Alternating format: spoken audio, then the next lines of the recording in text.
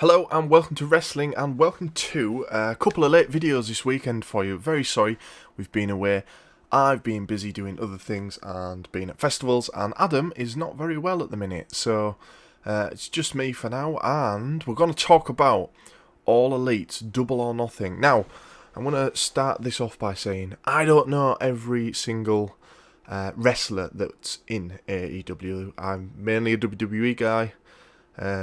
So I don't know everyone, I don't know all the styles and stuff, so got to take this little review as kind of coming in as a fairly newcomer, really.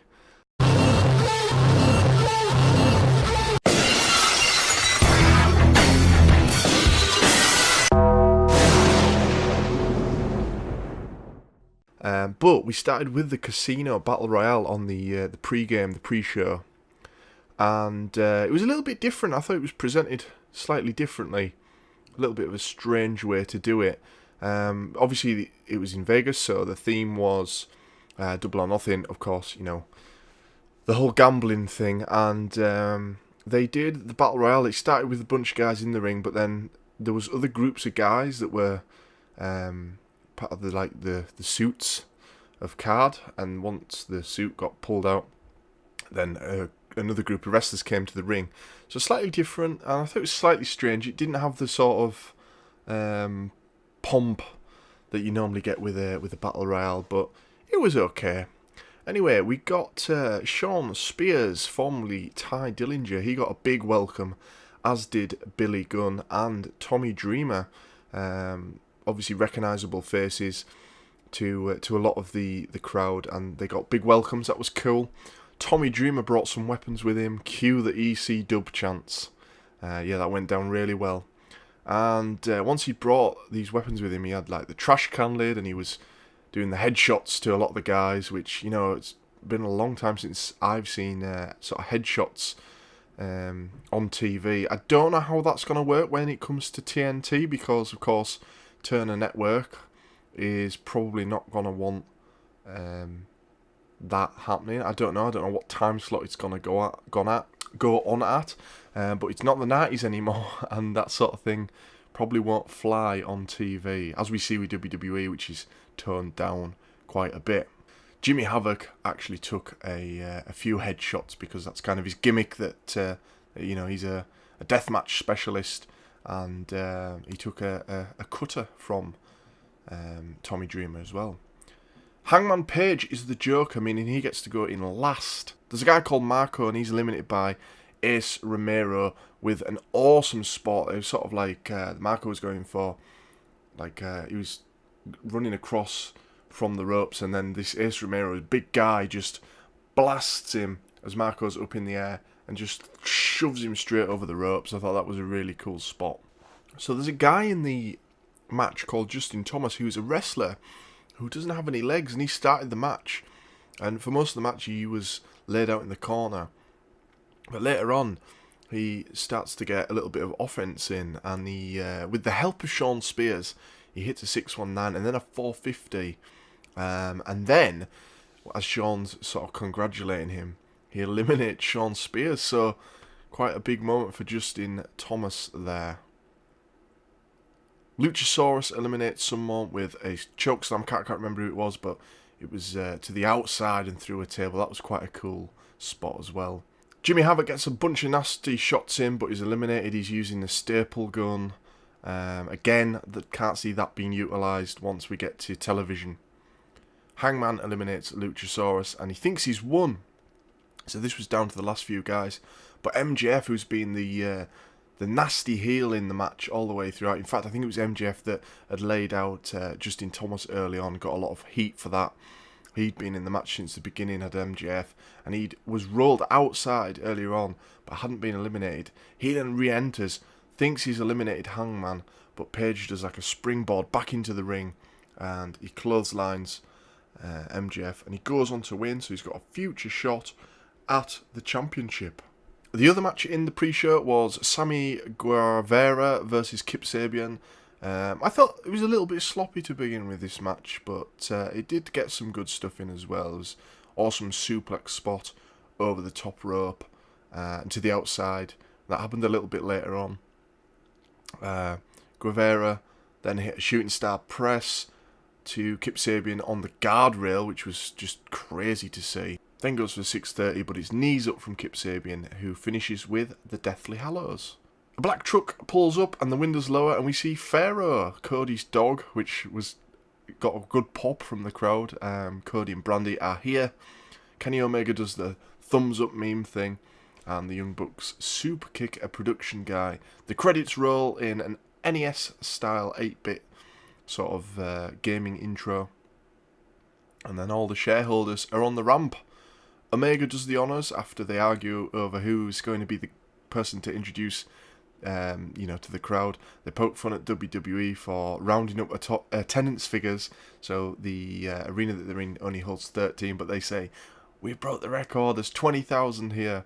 I thought that was quite a nice way to poke fun at WWE. So the opening match on the main card was SCU versus Strongheart. A very physical match, strong strikes and kicks from both teams, fast-paced action, every man getting stuff in.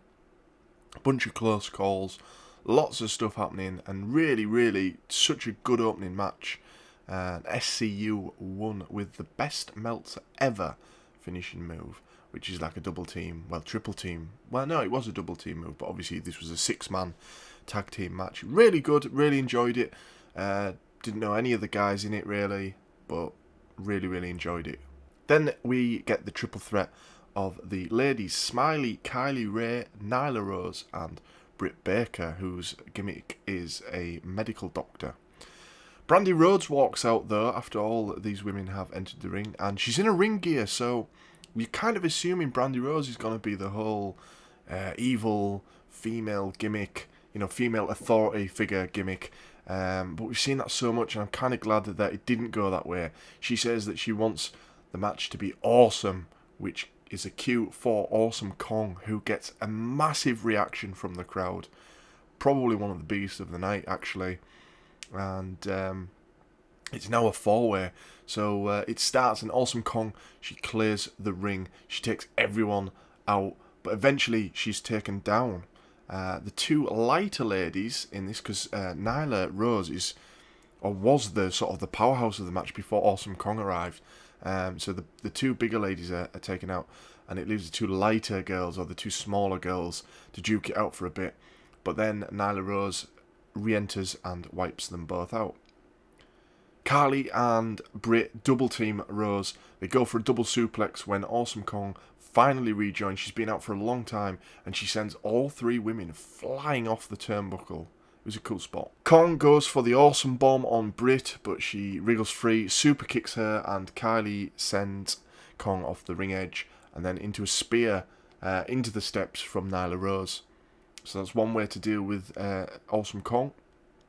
Kylie and Britt go at it for a while, but while the big girls are down, both giving as good as they get, but Britt comes out on top and she wins the match. Best Friends versus Jack Evans and Angelico is next. Now, I want to talk a little bit about Angelico's ring gear. It is interesting to say the least. It basically looks like Kane's ring gear, but it's like a neon yellow. Yeah, interesting. I don't know if Angelico always kind of wears that sort of thing, but yeah. Anyway, Best Friends, they go for a hug early on. I guess that's kind of what they do. As I said earlier on, I don't know a lot of these guys that we saw on the night. But they get drop kicked into each other. Evans holds Beretta's face up, whilst Angelico boots him straight in the mush. Takes a big old kick in the face. It was quite a gnarly thing to watch. Taylor hits the Falcon Arrow on Evans. Commentary says nobody kicks out of the Falcon Arrow, but then he does, and Taylor shouts the exact same thing that commentary said, which I thought was funny. The Best Friends finally get their hug in, and then they hit a crucifix into Crusher, but another kick out. Evans does a flip off Angelico's back to the outside, which is really crazy to watch. It was just so well executed. And then Angelico hits a crucifix bomb, followed by Evans doing a 630, but the pin is broken up. Best Friends win with a double team finisher, which the name eludes me. Great match, really good stuff. I thought both teams were good, but for me it was a similar finish to the 6-man from earlier, so kind of too much of the same thing going on there, but again, really good tag team match. The teams have a sign of respect by hugging after the match, but the lights go out, and when they come back on, there's another team there which I've not looked up. I wasn't sure who this team was. The lights go back out again, they come back on, and there's a whole like roster basically of helpers at ringside with like masks on. They wipe both teams out. So yeah, I don't know who that was. If anyone could let me know in the comments, maybe I should know, but I didn't. I've not looked it up. I should have done before I did this. Anyway, following this, we get another 6-man, but it's the ladies of Japan this time. So again, don't know who these guys are. They were of all different sizes. Aja Kong is the recognisable name in this match. Not for me. I don't know who she is, but obviously from what commentary was saying, she's the one that most people would know. But what a great match. Really good. They all came away looking like badasses. The end was a little bit odd. Aja's team had a 2-fall, but the bell rang. So I don't know if someone botched the finish here, if the timekeeper messed it up or what. Not sure. I'm assuming it was the timekeeper's mistake. The ref said no, it was a 2 count. The match continued with the other team winning off a running knee. So yeah, not sure what happened there. There was also a spot where the ref was distracted and there was kendo sticks and stuff like that. I don't know if that worked necessarily. I mean, it looked cool, but the ref's distraction was a little bit, I don't know. It didn't work out great. Following this was maybe the match of the night. I don't know. There was a few good matches, but I think for pure storytelling, this one didn't have like the flips and stuff and the crazy maneuvers, but for pure storytelling, that's what wrestling is deep down. This would be maybe the match of the night. I think I've seen a lot of people saying it was their match of the night. It was the Battle of the Rhodes, or for some reason Cody's not allowed to be called Cody Rhodes, which is just stupid, but yeah, it was Cody versus Dustin. It was great, but let's just go through it bit by bit. Cody walks past a throne which looks suspiciously like Triple H's throne, and he gets to the ring. Brandy hands him a sledgehammer and he walks back to the throne and smashes it, which makes it blow up. I got a big reaction, and then following that, another huge reaction when Dustin comes out, and when he gets to the ring, there's a chance of Dusty, and they sort of pay homage to their father. This was a really lovely moment, I thought. So Cody mocks Dustin's gold dust gimmick early on, and Brandy gets involved when Earl Hebner is not looking. Dustin pulls out moves that I don't think we've seen him do for a while at least. He does like a running cannonball. He's 50 years old. It's crazy. It was so well executed as well. Brandy spears Dustin after he's gone headfirst into an exposed buckle. So there was a moment earlier on where the buckle was exposed, and it was Dustin that went into it. And once Brandy has done this spear, Earl Hebner ejects her, tells her to leave. And she's arguing with him. She's saying, no, I'm not going anywhere. When DDP comes out, and he just picks her up and carries her off. I thought that was a good moment. Which, obviously, this moment in time has led the cameras away so Dustin can blade. So he starts bleeding. So, of course, this is off the buckle spot. He's busted his head open. And it was pretty bad. Like, there was a lot of blood. Obviously, with the sweat mixed in and everything and cutting in the forehead, you do bleed a lot, but it was a lot. I don't like it, to be honest. It's one thing that I know a lot of people say, like, oh, it adds to a match and everything, and I guess it did in a way, but for me, it's not something. It's something from the Attitude Era or an era of wrestling that I don't miss. I can do without it, but I'm very squeamish. Anyway, following this, we have a figure 4, and then a bunch of crossroads, and a Canadian destroyer, and loads of near falls. It was really good. It got going. The crowd were on their feet. They're applauding both men. Cody hits another crossroads and finally puts his brother away and wins the match. And post-match, very emotional. He asks his brother to tag with him against the Young Bucks in an upcoming All Elite pay-per-view. Very emotional because he says he doesn't need a tag partner. He needs a brother. Really, really nice stuff. And as I say, probably match of the night. Following this, we get Bret Hart unveiling the championship belt. Jack Whitehall introduces him, and you can take or leave Jack Whitehall. I've never been a massive fan of his, but I have enjoyed his work in some series, and he's a huge wrestling fan, so it's nice to see that he's involved. Of course, the pay-per-view was held on ITV, so sort of a nice thing for UK fans, I guess. Bret is delighted to be a part of the show. He asks Hangman Page to come out because as the winner of the Casino Battle Royale, he has a shot at the championship. He will be facing the winner of Omega Alpha 2. So he asks Hangman to come out, but he's also joined by MJF, who, as I said earlier, was brilliant heel work. And he comes out and he does it again. His promo's so good. He slags everyone off. He's a great heel. I don't know who he is, but this introduction to him was fantastic, and I'm really looking forward to getting to see that character more. Jungle Boy, Havoc, and Hangman all deal with MJF. They sort of run him off through the crowd. And then the belt's just pulled out of its bag whilst all this is going on. Looks great, kind of like it has that kind of classic look of the big gold belt, but with the AEW logo across it. Yeah, very nice. Young Bucks match is following the championship unveiling, and they're taking on the Lucha Bros. So I know some of these guys. I know the Young Bucks a little bit. I've seen them wrestle. They've got a good reputation, of course, and the Lucha Bros as well. I sort of have seen little bits of their stuff. So this is a really good match again. I think all the tag matches were superb on the night. But Nick and Phoenix fight it out outside the ring, but are equal to each other. They do like a series of moves, sort of ducking and diving, and then they finish with a double drop kick.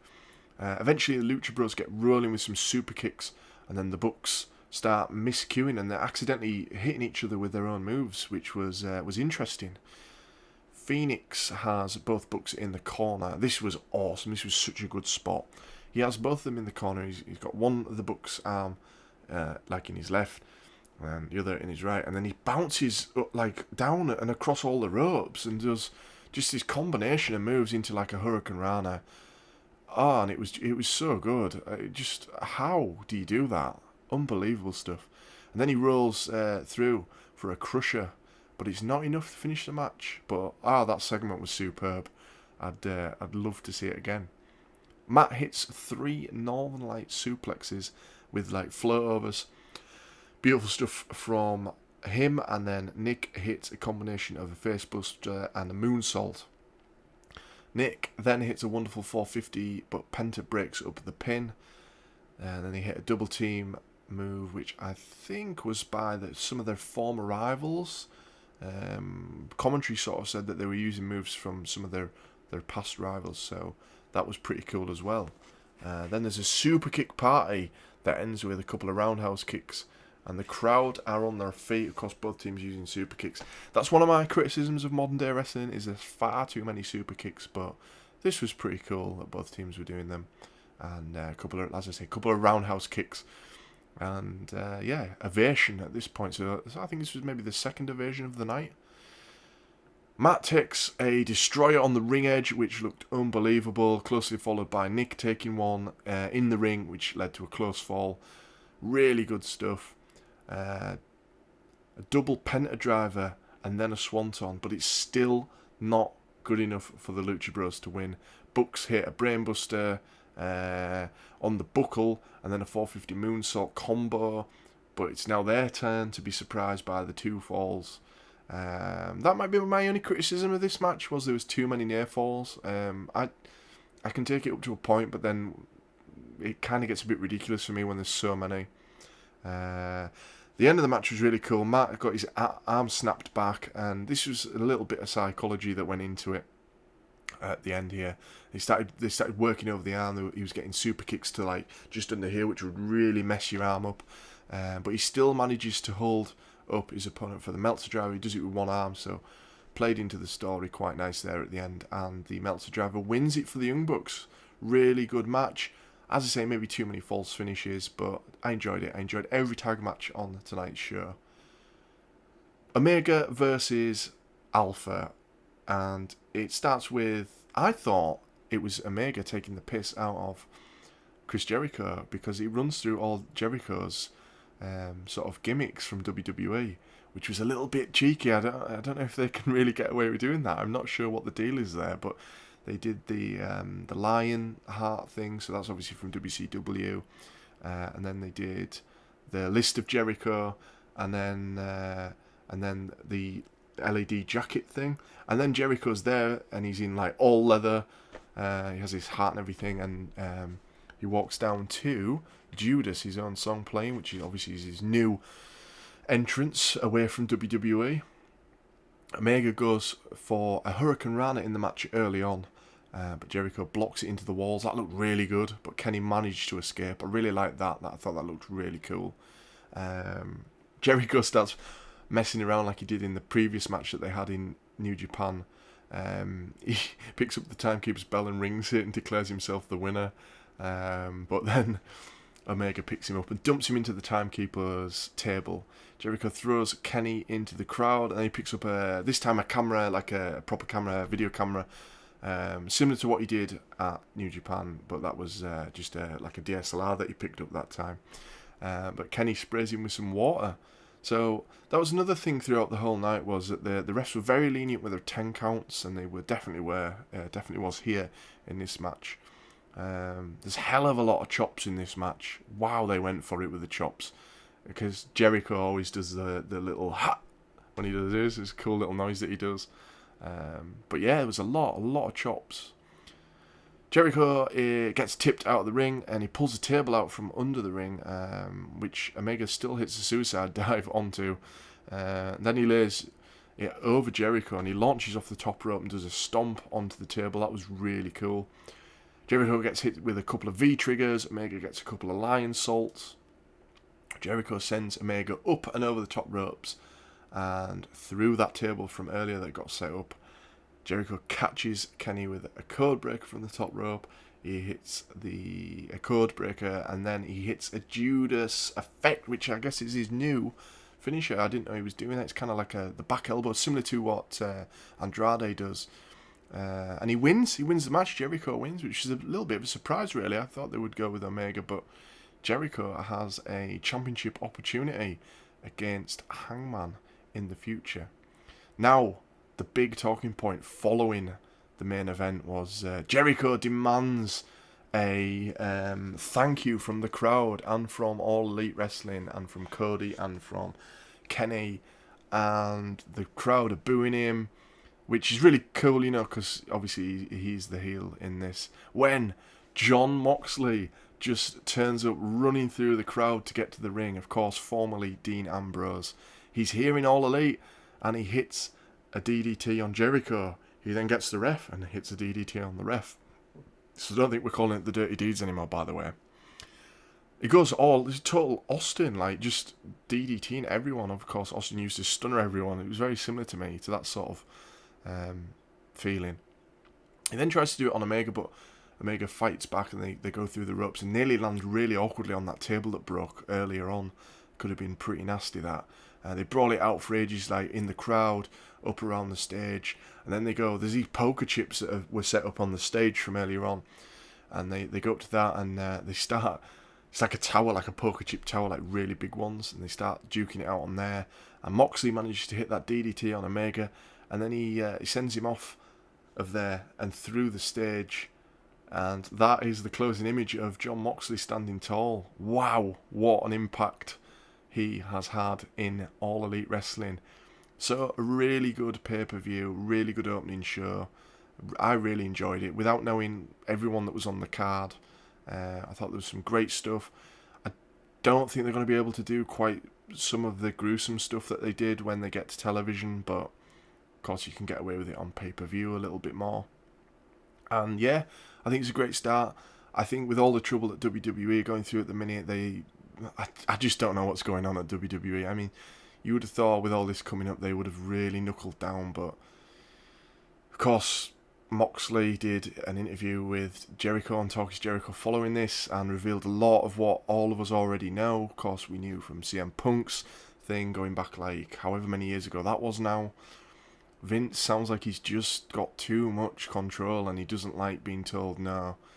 And I think this really is going to affect WWE. A lot of people saying it's too big. Of course, you know, it is a massive company, but they're just dropping the ball every week at the minute, and they need to turn the corner, WWE, because All Elite is here, and it started good. The one thing I would say between the two companies is obviously, you know, WWE has been around for so long, and it's got that production value. There's one thing you can't knock is WWE's production value, but this is good. This is good stuff. And like Moxley said, actually, on Talk is Jericho, he doesn't want WWE to be, you know, to do badly. He thinks that All Elite coming along will be a good thing. I think that's what all of us hope, is that it's gonna push WWE to be better. And it can only be a good thing, hopefully, for us wrestling fans. What a time to be a wrestling fan as well, you know. So much going on. There's too much, really, to keep up with it all. But we're going to continue to try and cover All Elite as it goes. I don't know what we're going to do. Everything's a little bit in limbo here on the channel at the minute. I'm back home, and it's difficult for me to do videos. We might be changing our weekly WWE stuff going forward, at least for a few months, but we'll tell you some more on that as we go on. Thanks for watching. Hope you've enjoyed the video. If you have, please subscribe, and we will see you for more wrestling reviews.